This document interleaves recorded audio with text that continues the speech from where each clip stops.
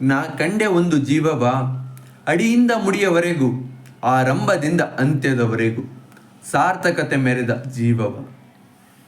ನಾ ಕಂಡೆ ಒಂದು ಜೀವವ, ಪುಟಾಣಿಗಳಿಗೆ ಆಟಿಕೆಯಾಗಿ, ದನಿದ ಜೀವಗಳಿಗೆ ಆಶ್ರಯವಾಗಿ, ದಾಹವೇರಿದವರಿಗೆ ಸಿಹಿ ನೀರು ನೀಡಿ, ಹಸಿದವರ ಹಸಿವನ್ನು ನೀಗಿಸಿ ತನ್ನ ಹಿರಿಮೆ ಸಾರಿದ ಜೀವವ. ನಾ ಕಂಡೆ ಒಂದು ಜೀವವ, ಭೂಮಿ ಆಳಕ್ಕೆ ಬೇರ್ಬಿಟ್ಟು, ಮುಗಿಲೆತ್ತರದಲ್ಲಿ ಒಂಬಾಳೆ ಒಡೆದು ತನ್ನ ಗರಿಮೆ ಸಾರಿದ ಜೀವವ.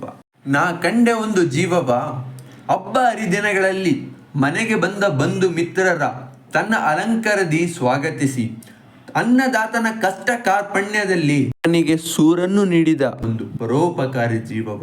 ಸಡಗರಕ್ಕೂ ನೀ ಬೇಕು, ಶೋಕಕ್ಕೂ ನೀ ಬೇಕು, ಪೂಜೆಗೂ ನೀ ಬೇಕು, ಪುನಸ್ಕಾರಕ್ಕೂ ನೀ ಬೇಕು.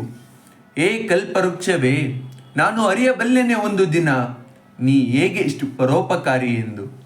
ನಾ ಹುಡುಕಬಲ್ಲೆನೆ ಒಂದು ದಿನ ನಿನಗಿಂತಲೂ ಸಾರ್ಥಕತೆ ಮೆರೆದ ಮಗದೊಂದು ಜೀವವ. ಅದ ನಾ ಅರಿಯೆ.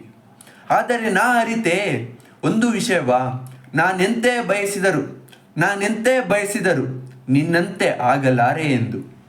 ಆ ನಿನ್ನ ಸಾರ್ಥಕ ಜೀವನಕ್ಕೆ ನನ್ನ ಕೋಟಿ ಕೋಟಿ ನಮನಗಳು.